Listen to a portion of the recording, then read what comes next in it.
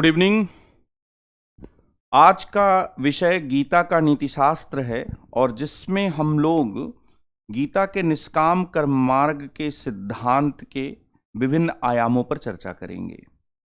गीता के निष्काम कर्म मार्ग के विभिन्न आयामों पर चर्चा करने के क्रम में सबसे पहले मैं आपसे इस बात की चर्चा करूंगा कि गीता में कर्तव्यवाद और फलवाद के बीच की एक दिलचस्प बहस है जिसको अमर्त्य सेन जैसे बड़े विद्वानों ने द आइडिया ऑफ जस्टिस में रेखांकित किया है। यह डियांटोलॉजी वर्सेस कॉन्स्क्वेंटलिज्म का जो डिबेट है, ये डिबेट अर्जुन और कृष्ण के माध्यम से सामने आता है। दूसरी तरफ आप देखेंगे कि गीता में नीति और न्याय का एक विभाजन भी मिलता है जो भारतीय न्याय शास्त्र की एक बहुत महत्वपूर्ण अवधारणाओं में से रहा है। और इसके साथ ही गीता निष्काम कर्म मार्ग के सिद्धांत का प्रतिपादन करती है। जो विद्यार्थी कर्तव्यवाद और फलवाद के बहस को नहीं पूरी तरह से अच्छे तरीके से समझना चाहते हैं, उनको मैं यहाँ पर एक बात दोहराना चाहूँगा कि किसी काम के बारे में जब ये निर्णय करना होता है कि वह काम सही है या गलत है, तो हमारे पास दो बिल्कुल अलग अलग और या कहें कि दो बिल्कुल भिन्न भिन्न कसौटियां होती हैं। हम काम के सही या गलत होने का निर्धारण कई बार काम से पैदा हुए नतीजे के आधार पर कर सकते हैं, और हम किसी काम के सही या गलत होने का जो निर्धारण है वो नीयत, मोटिव या जो व्यक्ति का जो सेंस होता है उसके आधार पर कर सकते हैं। तो जब हम किसी काम के सही या गलत होने का निर्धारण उस काम से पैदा होने वाले नतीजों के आधार पर करते हैं तो इसको कॉन्स्क्वेंटलिज्म कहते हैं।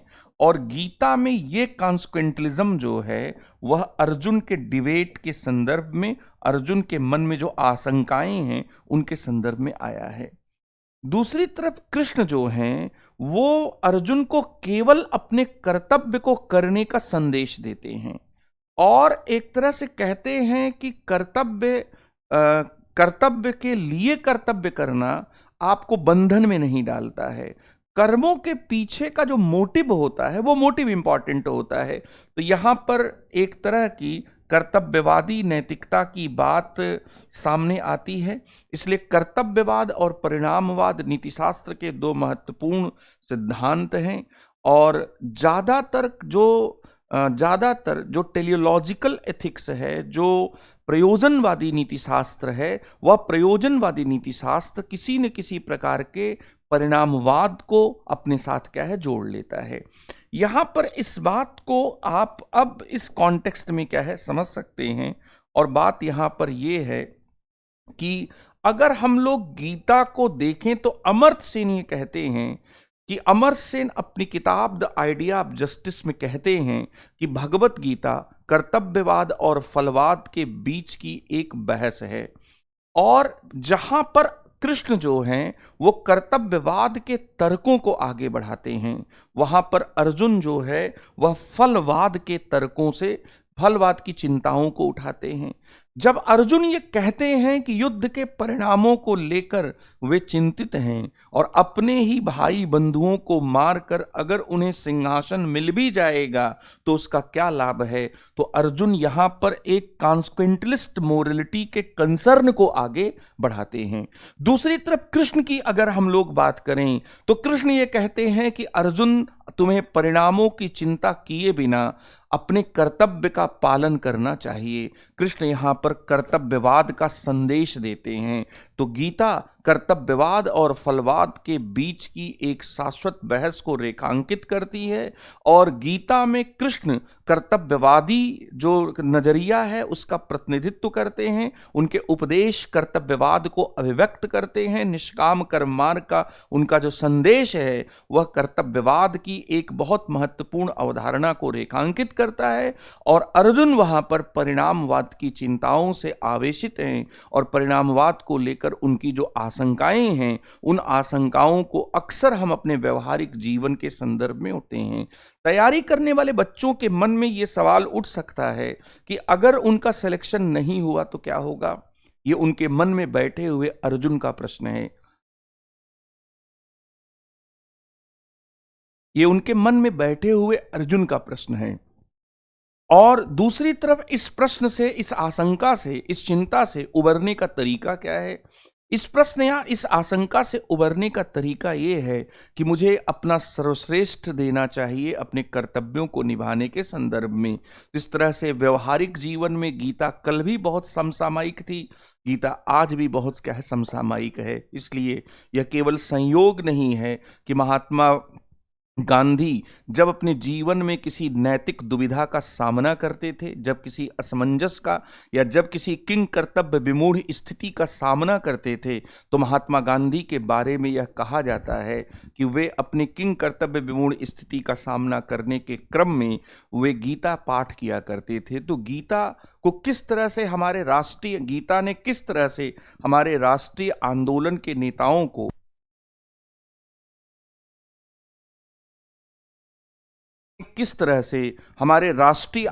के नेताओं को अभिप्रेरित किया है, ये भी एक बहुत महत्वपूर्ण चीज है जिसको अपने मन में आप सजोए रखें।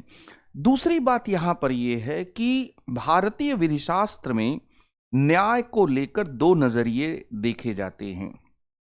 एक नजरिया संस्था आधारित न्याय का दृष्टिकोण है, जिसमें न्याय को संस्थाओं और नियमों पर आधारित माना जाता है। ये institution based view of justice है।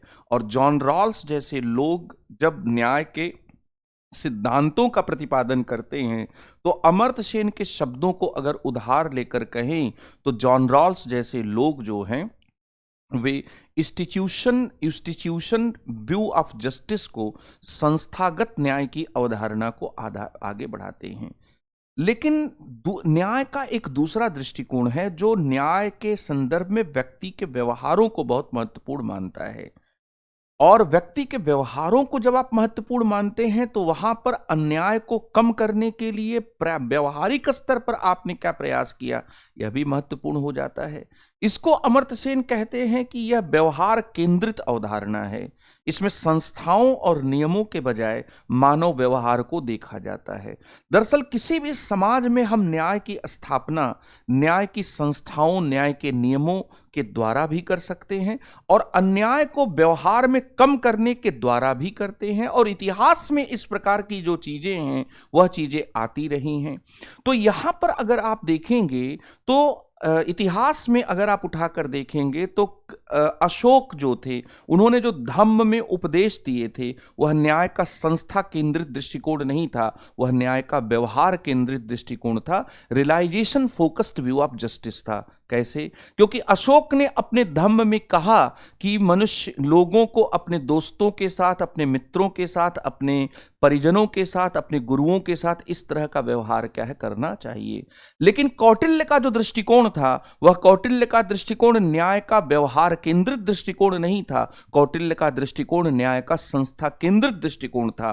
तो अगर हम लोग यहां पर भारतीय विधिशास्त्र के अध्ययन, भारतीय विधिशास्त्र को का अध्ययन करें तो न्याय के संदर्भ में दो नजरिए हम लोग पाएंगे। एक संस्था केंद्रित न्याय की अवधारणा, एक नियम केंद्रित न्याय की अवधारणा, और दूसरा व्यवहार केंद्रित न्याय की अवधारणा। क्या गीता का इस पूरे न्याय के दृष्टिकोण से कंसर्न है? तो आपका उत्तर होगा कि हां है। कैसे है?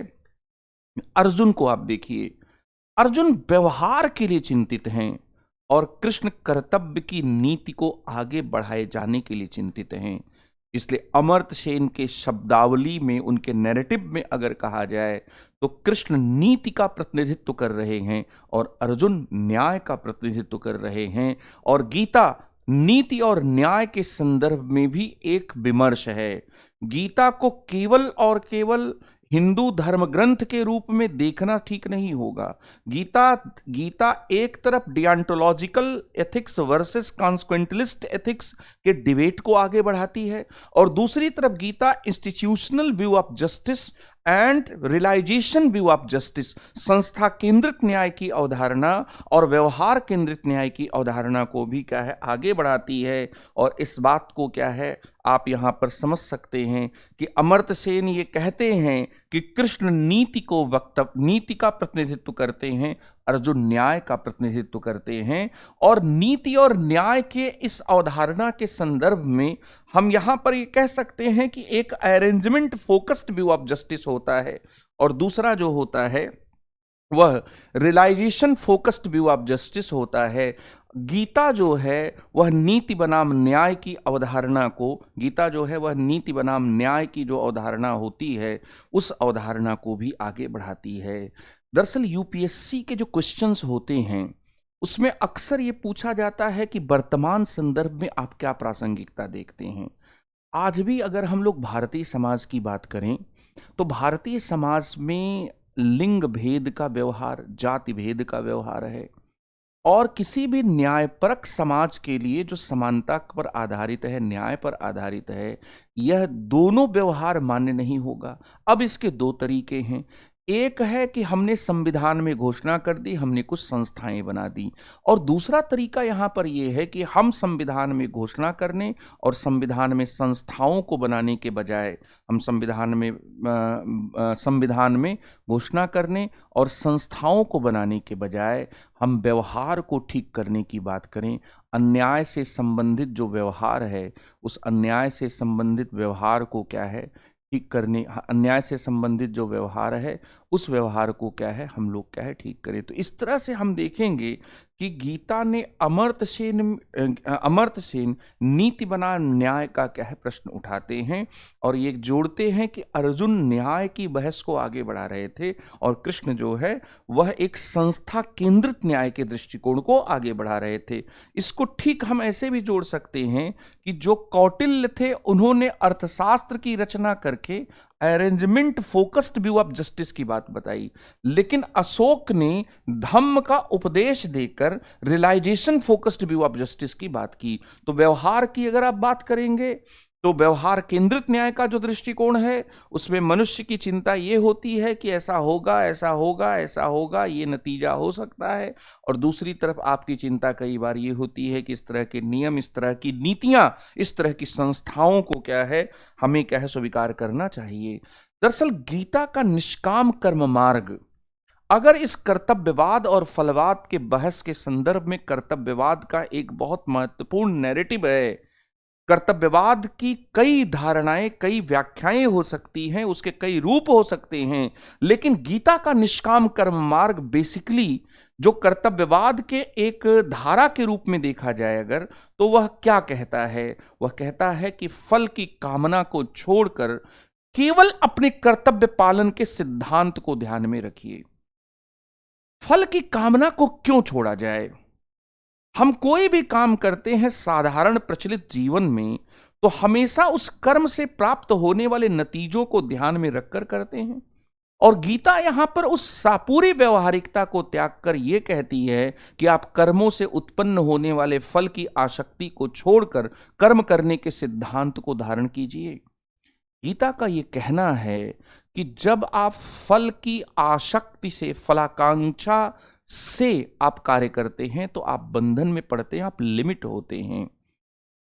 जैसे कि जब मैं कोई खेल खेलता हूं, जब मैं कोई एग्जाम या कोई कंपटीशन की तैयारी करता हूं, और जब मैं हमेशा ये सोचता हूं कि रिजल्ट अगर नहीं होगा तो मैं क्या करूंगा, तो ये रिजल्ट को लेकर जो मेरा कंसर्न है और रिजल्ट को लेकर जो मेरी एक कामना है, जो रिजल्ट को लेकर जो मेरी जो मेरा डेस्परेट होना है, ये मेरी जो आकांक्षा है, ये मुझे कई बार अच्छे से प्रयास नहीं करने देती, ये मुझे बंधन में डाल देती है।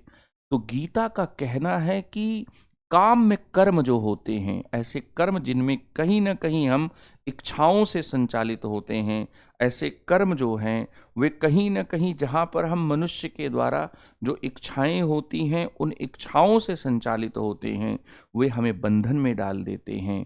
दूसरी बात गीता ये कहती है कि फल तुम्हारे नियंत्रण से बाहर है।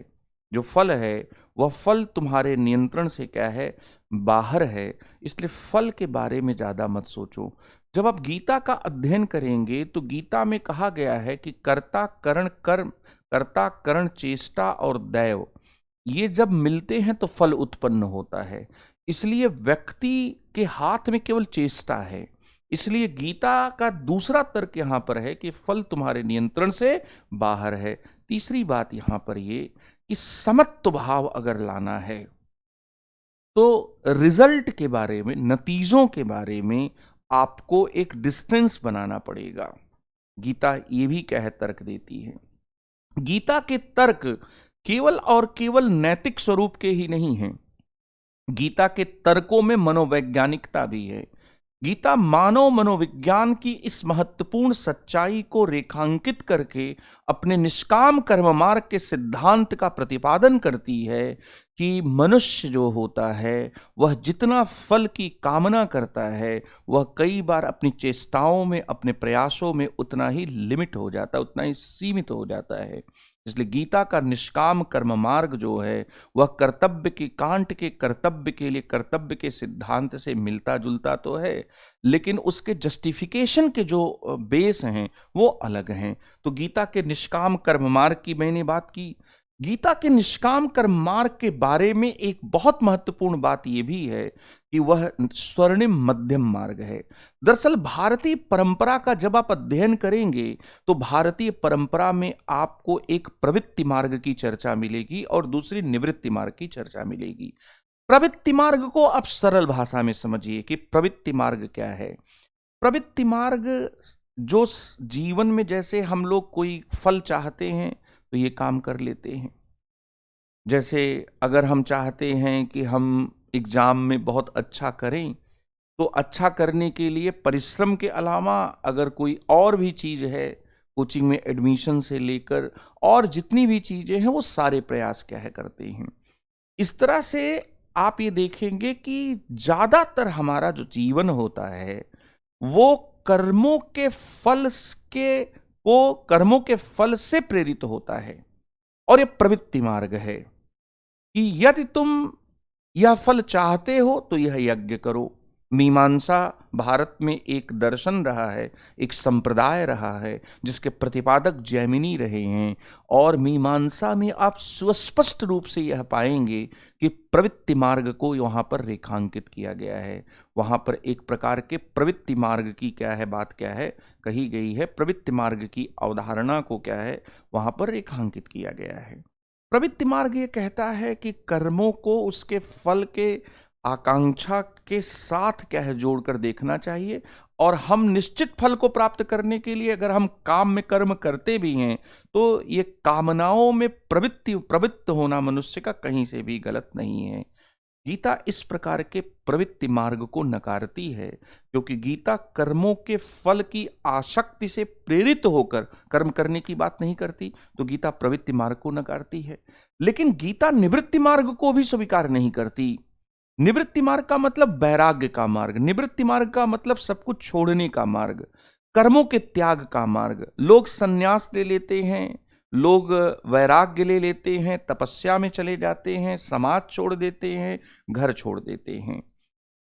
वे हिमालय की चोट में या हिमालय में पर जाकर वहां पर क्या है अपने आप को तपस्या में लगाते हैं। ये निवृत्ति मार्ग है। गीता न तो ये कहती है कि कर्मों को फलों से प्रेरित होकर किया जाए, और गीता न तो ये कहती है कि कर्मों का त्याग कर दिया जाए। गीता कर्मों के त्याग को भी स्वीकार नहीं करती और गीता फलों को पकड़ने की भी बात नहीं करती। फलों को पकड़कर काम करना प्रवृत्ति मार्ग है और कर्मों को बिल्कुल छोड़ देना निवृत्ति मार्ग है। गीता कर्म का त्याग नहीं, दरअसल कर्म के फलों के त्याग का उपदेश देती है। इसलिए गीता निवृत्ति मार्ग नहीं है क्योंकि कर्मों के त्याग की बात नहीं करती, और गीता प्रवृत्ति मार्ग नहीं है क्योंकि फल की बात नहीं करती। गीता कर्मों की भी बात करती है लेकिन वह फलाकांक्षा को त्यागने के बात करती है। या इसको हम ये कह सकते हैं कि गीता का निष्काम कर्म मार्ग कर्म को त्यागने का मार्ग नहीं है, गीता कर्म में त्याग का मार्ग है। गीता फल की इच्छा का त्याग है। गीता कर्म को त्यागने का मार्ग क्या है? नहीं है। इसके साथ ही जब आप निष्काम कर्म मार्ग को कम देखेंगे तो भारतीय परंपरा में मनुष्य के लिबरेशन को अल्टीमेट गोल माना गया है। हाईएस्ट गुड क्या है? रिलीजियस वे में और एथिकल वे में लिबरेशन। और उस लिबरेशन के 3-4 रास्ते बताए गए हैं। जैसे कुछ लोगों का कहना है कि मोक्ष का रास्ता ज्ञान का है, आचार्य शंकर। कुछ लोगों का कहना है कि मनुष्य की मुक्ति का रास्ता भक्ति का है, रामानुज। कुछ लोगों का कहना है कि मनुष्य की मुक्ति का जो रास्ता है वह राजयोग है, जैसे पतंजलि को आप पढ़ेंगे। और कुछ लोगों का यह कहना है कि मनुष्य की मुक्ति का मार्ग कर्मयोग है। ज्ञान मार्ग जो है वो एक कठिन मार्ग है। ज्ञान मार्ग जो है वह एकता के ज्ञान की बात करता है कि मनुष्य और परम तत्व के बीच में जो एकत्व है, जो वननेस है, उस वननेस का ज्ञान क्या है हो जाए। और ज्ञान मार्ग साधारण साधक के लिए नहीं है। भक्ति मार्ग जो है वह ईश्वर को अपने आप को समर्पित कर देने का मार्ग है। और भक्ति मार्ग इस संदर्भ में क्या है? भक्ति जो मार्ग है वह इस संदर्भ में क्या है? वह हम ये कह सकते हैं कि ईश्वर को अगर अपने आप को समर्पित कर देने का मार्ग है तो भक्ति मार्ग में मनुष्य को अपनी भावनाओं को सघन करके ईश्वर को पा लेने का रास्ता बताया जाता है। रामानुज ने भक्ति को मुक्ति का रास्ता बताया। ज्ञान कर्म समुच्चयवाद की बात करते हैं। और ये दोनों जो रास्ते हैं, ये दोनों रास्ते आप ये पाएंगे कि अंततः व्यक्ति को समाज से अलग कर देते हैं। गीता का रास्ता और गीता की जो आधुनिक व्याख्या है, गीता की जो व्याख्या बाल गंगाधर तिलक गीता रहस्य में जो करते हैं, गीता की जो व्याख्या अनासक्ति योग में महात्मा गांधी करते हैं, गीता की जो व्याख्या विवेकानंद जो करते हैं, गीता की जो व्याख्या अरविंद घोष जो करते हैं, इनमें से किसी भी, या गीता की जो व्याख्या विनोबा भावे करते हैं, ये इनमें से कोई भी ये नहीं कहता कि गीता का प्रतिपाद्य ज्ञान मार्ग है। हालांकि गीता में ज्ञान मार्ग की चर्चा है, हालांकि गीता में भक्ति मार्ग की चर्चा है, लेकिन गीता का मुख्य प्रतिपाद्य क्या है, इसको लेकर विचारकों ने अपनी अपनी बात भी कही है। शंकर ने ज्ञान की बात की, रामानुज ने भक्ति की बात की, लेकिन आधुनिक युग में कहा गया कि गीता का मुख्य प्रतिपाद्य जो है वह निष्काम कर्म मार्ग का सिद्धांत है। गीता का निष्काम कर्म मार्ग का सिद्धांत क्यों? क्योंकि गीता कहती है कि व्यक्ति एक क्षण भी बिना कर्म किए हुए जीवित नहीं रह सकता। उसे कर्म तो करना ही है, चाहे वह ज्ञान मार्ग का रास्ता पकड़े चाहे भक्ति मार्ग का। इसलिए कर्मों की फलों की आकांक्षा का जो त्याग है वह त्याग बहुत आवश्यक है। जो कर्मों की फलों की आकांक्षा का जो त्याग है उसे हर बिंदु पर, हर रास्ते में करना है। इसलिए गीता कर्मयोग की बात करती है, गीता कर्म फल के आकांक्षा के त्याग की बात करती है। और गीता यहां पर जो उसका प्रतिपाद्य है वह ज्ञान मार्ग और भक्ति मार्ग उसमें बताया तो गया है, लेकिन उसका मुख्य प्रतिपाद्य कर्मयोग है। गीता कर्मों के फलों को, कर्मों को करने की जो बात करती है वह हर स्थिति में करती है। इसलिए उसका कहना है कि फल की आकांक्षा का त्याग तो आपको हर स्थिति में क्या है करना है। इसलिए ज्यादा अच्छा नहीं है कि आप निष्काम कर्म मार्ग के रास्ते पर चलें। इसलिए गीता का जो मार्ग है वह मार्ग क्या है? विशिष्ट है। और इसके साथ ही एक बहुत महत्वपूर्ण बात है, कई बार आप देखेंगे कि जब हम नैतिकता के रास्ते पर चलते हैं तो कई बार सामाजिकता को नहीं जोड़ पाते हैं, आध्यात्मिकता हमसे दूर छिटक जाती है। गीता में एक मणिकांचन संयोग है नैतिकता, सामाजिकता और आध्यात्मिकता का। गीता आत्मा की अमरता की आध्यात्मिकता को प्रतिपादित करती है। गीता ईश्वर की बात भी क्या है? स्वीकार करती है, ईश्वर की सत्ता को भी स्वीकार करती है। गीता मनुष्य के कर्तव्यों के लिए एक मार्ग, कर्तव्य पालन के लिए एक मार्ग निर्देश भी देती है, उसमें नैतिकता का भी मार्ग है।